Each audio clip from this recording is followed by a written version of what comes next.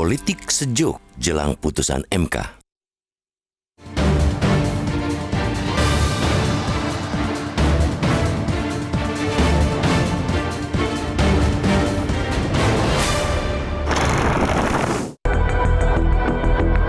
Para pendiri republik ini sudah memberikan teladan bahwa perbedaan politik tidak serta-merta mengakhiri tali silaturahim sesama anak bangsa. Justru sebaliknya, urusan persaudaraan sesama anak bangsa jauh lebih diutamakan ketimbang memperuncing perbedaan. Situasi silaturahim seperti itulah yang ditunjukkan 4 Menteri Joko Widodo saat menyambangi kediaman Presiden ke-6 Republik Indonesia, Megawati Soekarno Putri di Jalan Teguh Umar, Menteng, Jakarta Pusat pada hari Lebaran Rabu 10 April lalu. Mereka ialah Menteri Keuangan Sri Mulyani, Menteri Pekerjaan Umum dan Perumahan Rakyat atau PUPR Basuki Hadi Mulyono, Menteri Kesehatan atau Menkes Budi Gunadi Sadikin, Menteri Luar Negeri atau Menlu Retno Marsudi, dan Menteri Pendayagunaan Aparatur Negara Reformasi Birokrasi atau Menpan RB Abdullah Azwar Anas. Menteri-menteri yang disebutkan di atas diantaranya sempat memberikan keterangan dalam sidang sengketa hasil pemilihan presiden atau Pilpres di Mahkamah Konstitusi. Sri Mulyani dihadirkan bersama 3 Menteri Joko Widodo lainnya, yakni Menteri Koordinator Bidang Pembangunan Manusia dan Kebudayaan atau Menko PMK Muhadjir Effendi, Menteri Koordinator Bidang Perekonomian Airlangga Hartarto, dan Menteri Sosial Tri Risma Harini. Kehadiran Menteri-Menteri Joko Widodo ke kediaman Megawati dan penerimaan hangat dari tuan rumah terasa menyejukkan. Mereka menyadari bahwa suasana politik yang sejuk sangat dibutuhkan menjelang putusan perselisihan hasil pemilihan umum atau PHPU Presiden dan Wakil Presiden 2024 yang dijadwalkan dilakukan pada Senin 22 April 2024.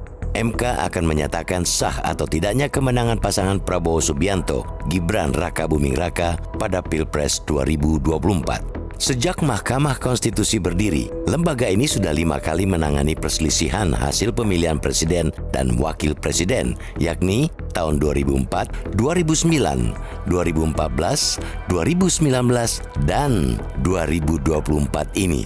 Pada 4 perselisihan pemilihan presiden sebelumnya, lembaga penjaga konstitusi ini belum pernah mengabulkan gugatan dari pemohon.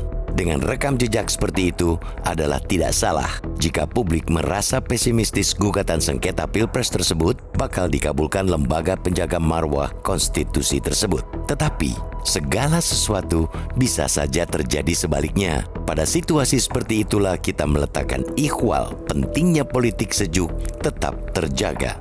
Apapun hasil keputusan MK nanti, suasana politik yang sejuk sangat dibutuhkan bangsa ini. Apalagi hingga saat ini Indonesia masih dihadapkan berbagai risiko ketidakpastian global. Ekonomi global di tahun 2024-2025 diproyeksikan masih di bawah tren positif untuk jangka panjang.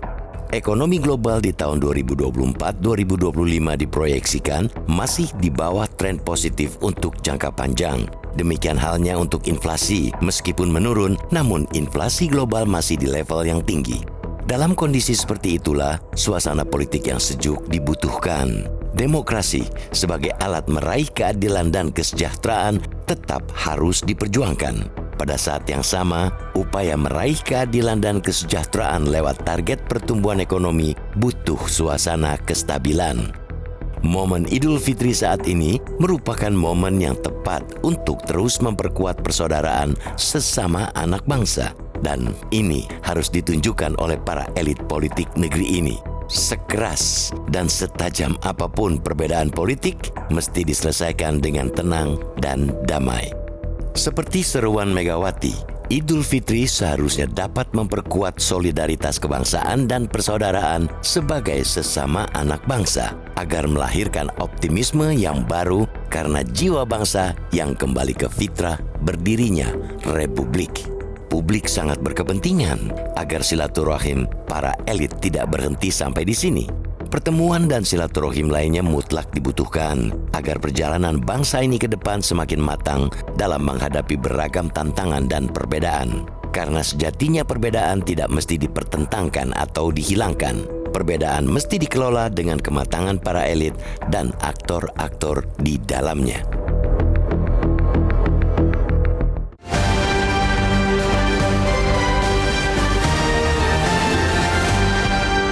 Jelajahi cara baru mendapatkan informasi. Download Metro TV Extend sekarang.